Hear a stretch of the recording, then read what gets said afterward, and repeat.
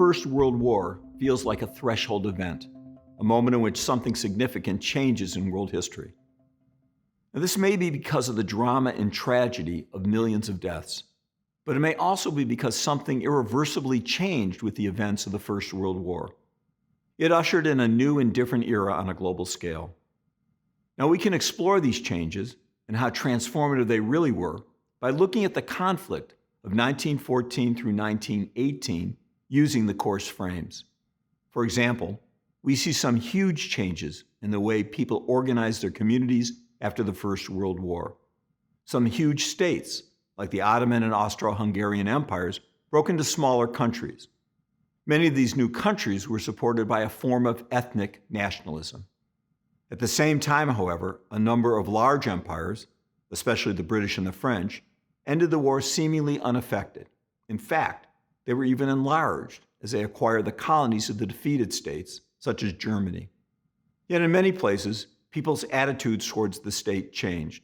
Disillusioned by the war, people in some countries lost their faith in government, rules, and even organized religion. The First World War was also a threshold in terms of production and distribution. Many historians refer to it as a total war. The phrase total war indicates a war in which all the society's political, social, and economic systems commit to warfare. The combatant countries raised armies in the millions, drawing from their colonies as well as their homeland. Meanwhile, production of consumer goods and services slowed and almost stopped. Instead, the war effort drew in laborers and used resources to make guns, uniforms, ammunition, and rations for the troops rather than goods for civilians. This industrialized warfare had never been seen before. This total commitment to warfare caused enormous casualties on the war front and deprivation at home. In at least one place, Russia, this effort completely discredited the economic system, so much so that people overthrew it and replaced it by a new socialist system called communism.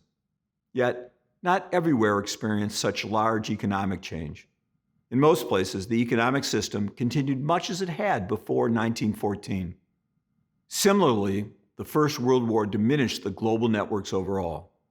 During the war, of course, the exchange of ideas between opposing powers nearly came to a halt. People had less ability to travel. Communications were censored and carefully watched. And distrust broke apart relationships across the battle lines. Imperial powers found it harder to stay connected to and in control of their colonies.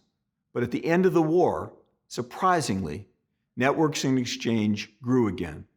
Relationships, from the diplomatic to the personal, resumed quite quickly. Colonialism was rapidly reasserted. The question remains, was the First World War a real transformation or just a brief blip that interrupted the human story? Or was it something else? Not a transformation itself, but the beginning of something massive and important.